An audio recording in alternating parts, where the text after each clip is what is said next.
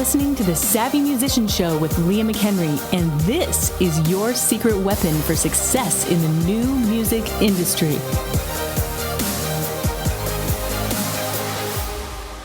Welcome to the Savvy Musician Show. This is C.J. Ortiz, the branding and mindset coach here at the Savvy Musician Academy, joined once again by Her Eminence, my favorite music marketer, Leah McHenry. Leah, how are you? I'm wonderful. Thank you. And I just never get over the whole eminence thing, but it's funny to me. It's so necessary. Okay. Yeah. Well, when I first started this podcast, I said, you need somebody to talk to you so that you can be properly, positioned for this. So you didn't realize it would be like on a throne. No, I didn't. Thank you, though. You're welcome.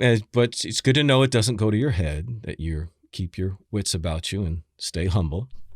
Leah, you have a Yes. you have a humility. I'm sorry, what'd you say, peasant? That's right. You have a humility you can be proud of, right? Thank you, peasant. That's right. All right. Before we get into this, and I'm excited about continuing this discussion about the successful and the unsuccessful, Leah. This is revolutionary. And as we say from spiritual circles, those who have an ear to hear, let them hear. Because this is a message you desperately need to hear right now. But let me share a quick student spotlight. This is from one of our TOM students. And when we say TOM, we mean from the online musician course. Dawn Boudreau, who writes, #win. I was hesitant to share because it's small, but Karen Connor encouraged me. For years, my CD Baby digital distribution royalties have been trickling. I've received $20 every 6 to 9 months. I released a new album at the end of November and have been watching for the results. It was creeping up by pennies. Then on Tuesday, it jumped from $16 to $29. Then today, it jumped to $35. All the work I've been putting in is starting to have an effect. It's a small thing, but also only one little corner of my music business. I've also started a group last week that has over 190 members. My Facebook page likes are getting closer to 1,000. Now, if I can steer these folks to my email list, I'll feel like I am on my way. Wow. Love it. Little victories, right. ladies and gentlemen. Nothing will rewire your brain. Yeah, nothing will rewire your brain than little victories. People ask me all the time, how do I build self-confidence? Little victories, man. And make a big deal about them. You should do something really, really small, but act like you just achieved a huge victory. High five yourself, yell, do something, keep yourself motivated and encouraged, because with each one of these things, you didn't get to this place of self-defeat overnight. It was by being torn down brick by brick. We're going to build you back up brick by brick, with each little victory representing one brick in that new wall of self-confidence. That's why we share these student spotlights. Right. And so results are results, because Dawn can scale that, right? That's right. They can scale. In fact, that's what we've been talking about, in essence, with successful and unsuccessful people, the difference between them. One aspect of this is about scale. And in the first episode, we kind of laid the groundwork for this, and just trying to get people's thinking, don't get triggered when it comes to talking about rich or poor, upper class, middle class, millionaire, and people who aren't millionaires, and poverty thinking and all. I think we laid that groundwork sufficiently. And so now we're coming into, again, going deeper to uncover the essence of the way we need to be thinking about all aspects of life, and how a mentality of success operates, how it treats things like setback, change, possibility, abundance, obstacles. So Leah, take us into this. Yeah. So in case you guys didn't listen to the last episode, definitely go back and listen to that. It sets the foundation and the tone of this whole thing we're doing here. I'm reading a very offensive and controversial book title called The Top 10 Distinctions Between Millionaires and the Middle Class by Keith Cameron Smith. I'm reading it to my children for our homeschool morning time which is my daily time of impartation to them, just teaching them. We learn about whatever we want. We read, we journal, all kinds of fun things, and love it. And this book is fantastic. It's simple enough a child can understand it. Maybe not in all the different facets, but they can understand the key concept here. And my mind is blown as I'm reading this again for the second time, maybe even the third time in my life. When I first read this book, we were poor and broke. And the concepts inside this book have seeded my heart. They've seeded my mind for success in the future. So once I had my music and I had, a product and something to sell, and I went to work and doing the things, the principles that are in this book and books like this positioned me to have the character and the right mentality to grow my wealth. And so I want to impart this now to you. And so I'm going to read a segment from the book today. It's distinction number 8, and it's called Millionaires Embrace Change. The middle class is threatened by change. This challenges me because as a creative person, it's difficult when sometimes there are circumstances outside your control and it feels like the ground is moving beneath your feet, and it's difficult to have a launch pad sometimes when there's so much change going on. And I want you to be thinking about all the challenges you're facing right now, whether it's algorithm changes on Facebook or on the social platforms, or changes in your band member lineup, changes in your relationships, changes that are going on, that things that seem bad and things that seem to threaten you. This is meant to challenge you. And this is challenging me. Millionaires embrace change. The middle class is threatened by change. I'm going to read this. Change can be positive or negative. The problem is we don't know which it will be when the change first presents itself. People don't mind positive change. They actually want positive change. The problem with the middle class is that it assumes change will be negative most of the time. They assume it will be negative. Millionaires assume that all change, positive or negative, will benefit them. And I can't pronounce this guy's name, but I'm going to try. Nido Quibine says, for the timid in our society, change is frightening. For the comfortable, change is threatening. But for the truly confident among us, change is opportunity. Learn to embrace change. How well do you handle change, especially unexpected change? Learning to deal well with change is a must if you are to become a millionaire. Millionaires embrace change because they know it always brings an opportunity for growth. People who are insecure resist change. People who are confident welcome it. Millionaires are confident. And if you don't like the word millionaire, just substitute that with success or successful person, okay? Right. Confidence is acquired through preparation and hard work. I'll read that again. Confidence is acquired through preparation and hard work. Confidence is the result of working on yourself. It is the benefit of proving yourself to yourself. It is knowing you can handle whatever comes your way. Confidence is believing you can do whatever you choose to. Choice versus wish. Millionaires choose to be rich. The middle class wishes it were rich. There's a big difference between a choice and a wish. A choice is backed by a belief that you can do it. A wish is backed by a doubt that you can. Holy smokes. Let me just stop there for a second. How many musicians do we run into that are immersed in the self-belief of doubt and of limitation? Yep. There's such a gem right here. The difference between a choice and a wish. A choice is backed by a belief that you can do it. A wish is backed by a doubt that you can. Let that one sink in for a sec. Doubt is a code word for fear. The middle class is afraid it can't or won't become rich, or substitute successful in your music business or whatever. What's inside of you? A belief that you can do it or a fear that you can't? Change shows you what you're made of. It reveals what's inside of you. If you get angry when change comes, it's because you have anger inside of you. If you get worried when change occurs, it's because you are fearful. If you complain when change happens, it's because you are ungrateful. Millionaires don't complain or worry or get angry when change occurs. They look for the opportunity it brings. Change always gives you the opportunity to grow and become stronger. See opportunity in change.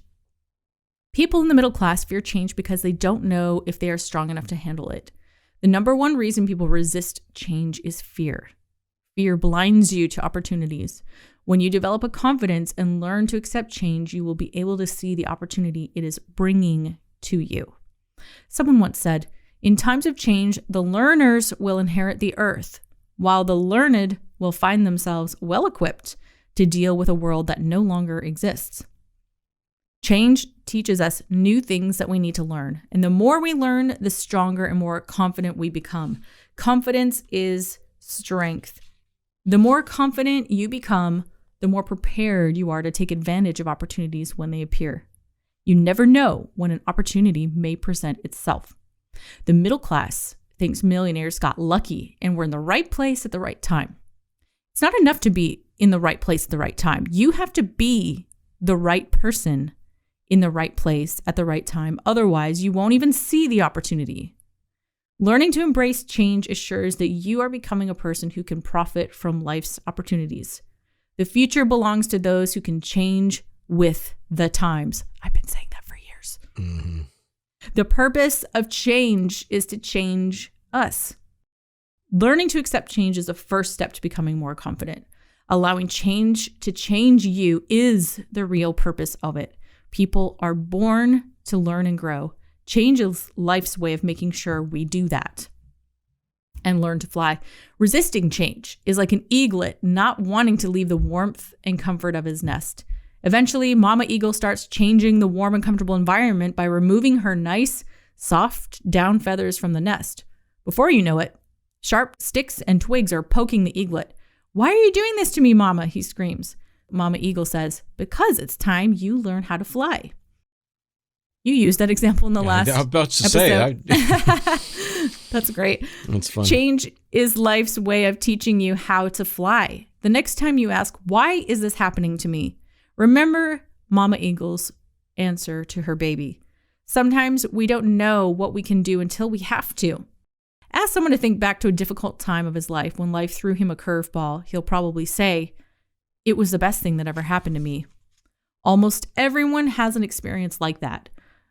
Let's learn a lesson from ourselves and realize that change is always meant for our good. Change is good. The quicker you learn the lesson, the sooner you will start enjoying your new strength. It feels great when you increase your confidence. Enjoy the feeling of growing and getting stronger. Embrace change when it comes and learn how to fly. Millionaires embrace change. The middle class is threatened by change. And I'm going to start a new career reading books on Audible. I'm just kidding.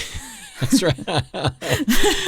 That was really, really good. Yeah, that was kind of eerie how much he was using the exact same illustration. Yeah. Yeah, and he said some other things there, which is stuff that I've said for years, and you mentioned it, you say it yourself. I'd always used to say that being at the right place at the right time happens several times a day for those who are prepared and keep their head on a swivel. Yeah. And frustration is your friend if it drives you out of the nest. So, but one of the reasons why it's interesting, this is an interesting factoid about why the middle class resists change. You know, they say that 5% of the population, the personalities of the population are wired to be entrepreneurial. 5%. So that means 5% are employing the rest of the world for the most part.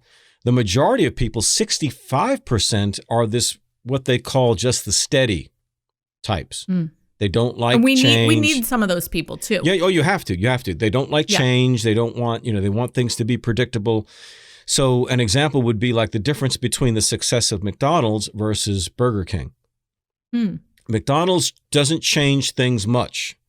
They stick with the essential basics to keep them going. They focus on the family, right? Heavy emphasis on children. And they use the primary colors, red, yellow, blue, that kind of thing. Whereas Burger King is all over the place. And so that you don't know who exactly they're targeting. They're constantly changing things. So they struggle with success. Whereas McDonald's knows that the majority of the population wants primary colors, loves their family, lives paycheck to paycheck, doesn't want things to change. Yeah. So they keep things predictable. So the more predictable that you can be, the easier it is for the majority of people to function. So some of that is good. We need predictability. I don't want a world that's unpredictable. I don't want to wake up every day and wonder whether the transportation system is working or the sanitation system is working or whether my cops are going to be there today or not. Sure, we want that measure of predictability, but not resisting the change that's necessary.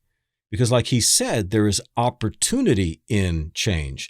So when people always ask me, and this is going to sound maybe counter, but I mean it in a different way, because he's obviously talking about long-term thinking. He mentioned earlier about long-term plans, 10 years and all that. And so people will, because I'm in a lot of success groups and all that kind of stuff and meetings. And so everybody talks about 5-year plans and all of that. Mm-hmm. But I've learned over time that the best way to describe my approach to future planning is the 2 words, seize opportunities. Because SMA was not a part of my 5-year plan. Yeah, how about that? That was just out of the blue, right? One of those things, right? Mental motivation was not a part of my 5-year plan. Mm-hmm. It was an idea that appeared. And so the entrepreneur will look at it and say, calculate, the risk and say, is it worth it? Do I feel the idea has enough merit to go after it? Do I see future potential? And so they take that risk. They could be wrong. Mm-hmm. They could be wrong, but they understand that's far, far better because there's always something on the other side because they know that you can always keep doing that. I have somebody near and dear to me who kind of grew up in more of a blue collar area. And so her father is a really remarkable man. He did 25 years in the Navy, left the Navy to do 25 years as a school teacher, went from 25 years as a school teacher and is about to finish or just finished his 25th year as a deacon in a Catholic church. 25 years. How old 25 is years. this guy? He must be like 100. Yeah, he's just, I think he's 91. 91 years old. But that was his goal to do 25 years, and 25 years. Now he's got great pensions from all of these things, but this person knows me so well and knows I am so not that way. I am completely independent and entrepreneurial. Wired so different. Yeah, but to his experience, so her experience too is that, he's an institutional guy. I mean, what bigger institutions do you have than the U.S. Navy, the military, the public education system, and something as big and universal as the Catholic Church? These are major institutions that have their pension plans and all of these things. I don't have any of that. Mm-hmm. You know what I mean? I have never worked for a corporation. You're on your own. Yep. I cannot go back into the workforce because nobody's going to hire me. And so I'll always talk about. Wonder if I could even get a job. Exactly. Who's going to hire you? So, but I'll always tell her that things like relationships are capital. I always say that relationships are capital. I spent an hour talking to this person here. I'm so excited about it. She says, "Well, why are you so excited about it?" Because relationships are capital. I never know when something could possibly be an open door to something else. So whereas somebody else is always checking their 401k stats or their pension stats. So, they're always looking at that because that's what they depend on. I depend upon my own efforts.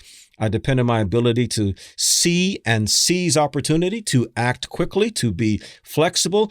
And I recognize that relationships are capital, that everyone that I know, that everything that I know is capital. So I always want to be feeding, always want to be resourcing because I'm figuring just like he did that it's seeding. I'm feeding myself for what could potentially come.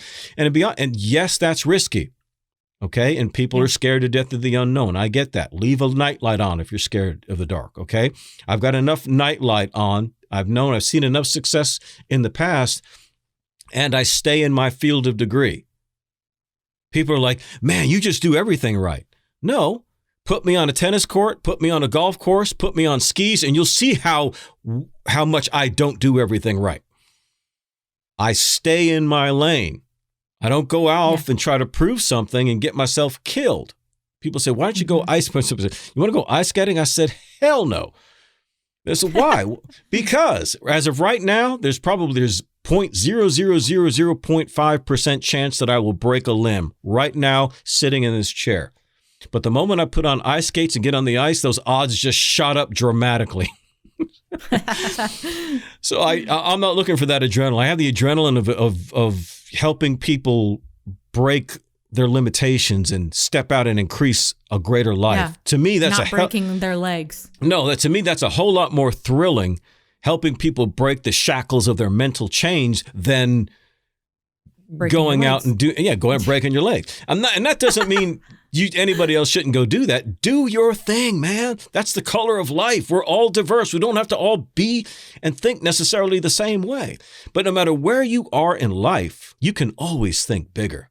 Like you said, Leah, it's like, okay, replace millionaire with successful. What does success look like for you? And there's no way you're listening to this podcast. Again, there's not one person, not one, listening to this podcast that has reached their potential. Not one. No. And that includes you and I. 100%.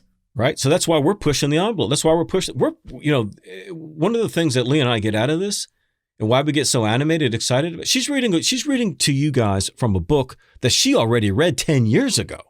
Mm-hmm. And she's reading it now. Back then, it was just kind of getting herself to think that way. Now, 10 years later, she's done things that other people have dreamed about.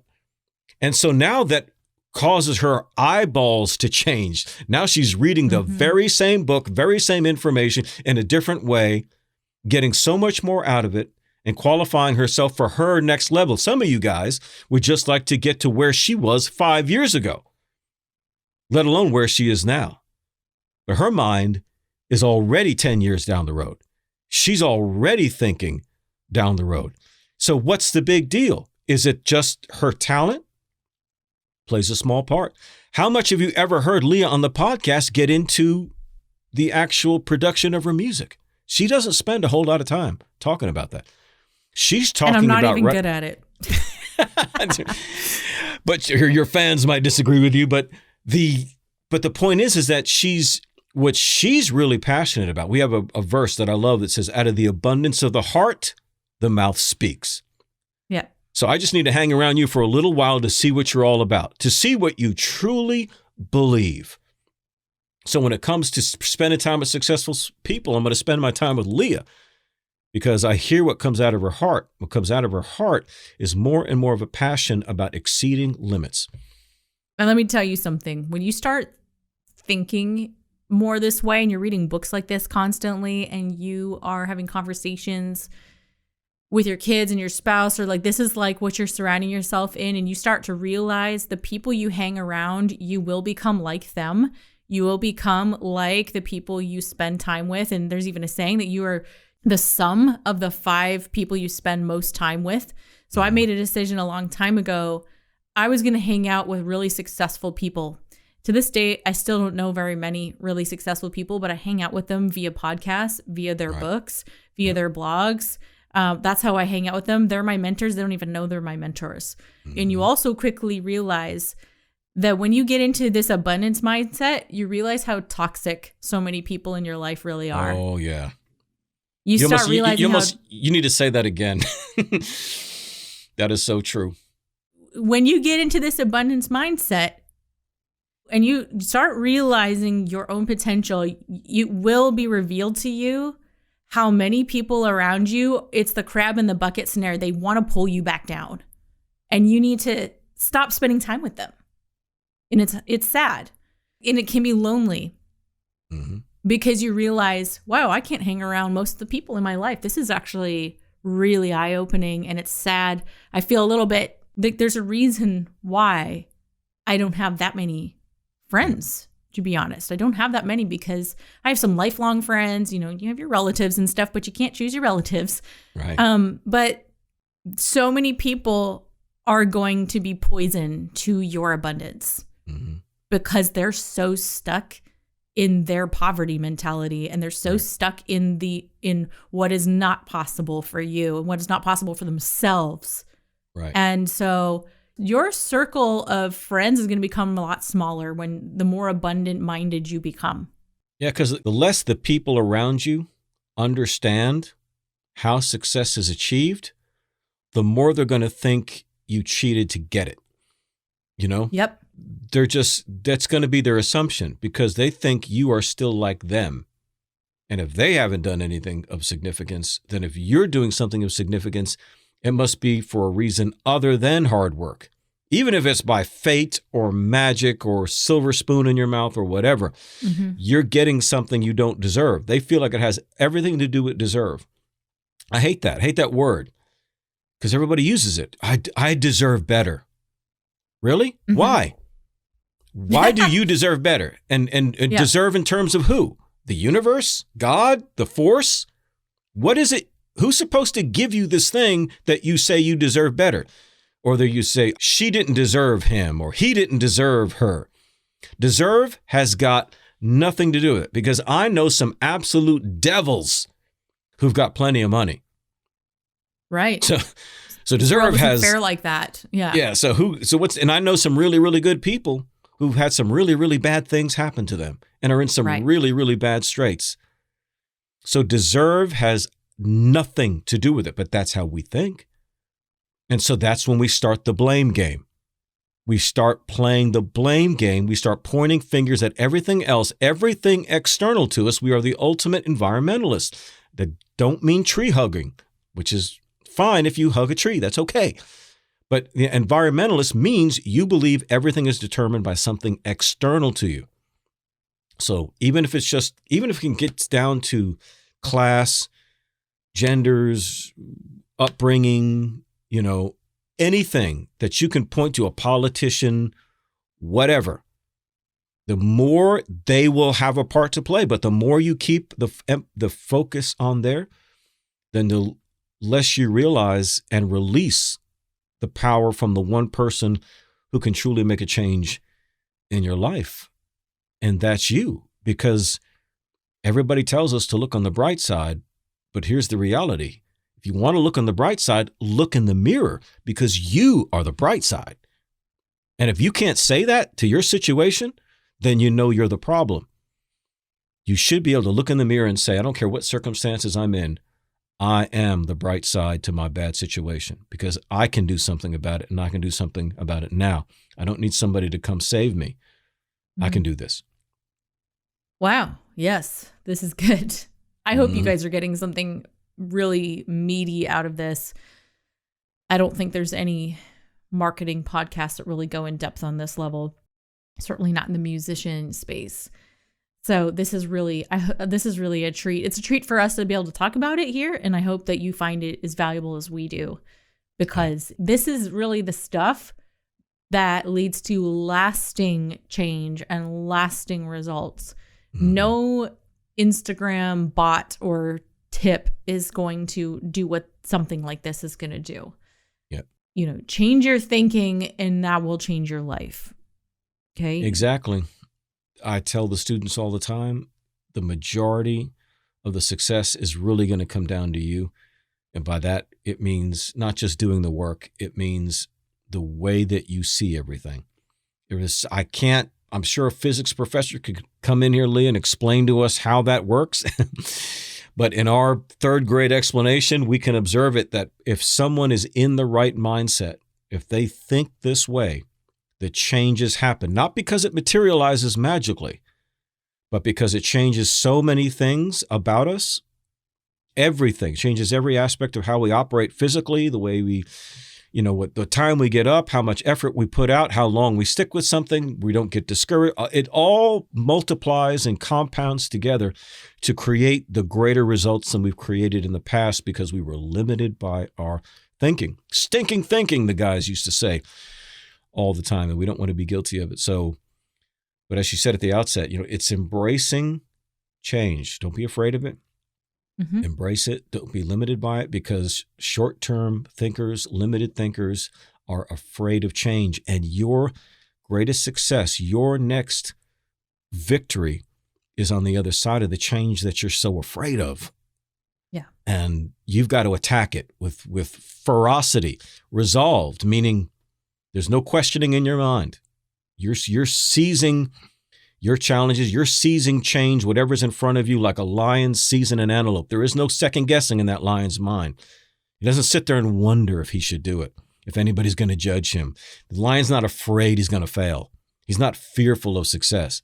Mm-hmm. He sees the line. If you were to behold it in real life, see it play out in front of you, your breath would be taken away at the ferocity, the violence of the resolve in that lion when it sees its prey. That's exactly the way you need to be in the way that you think.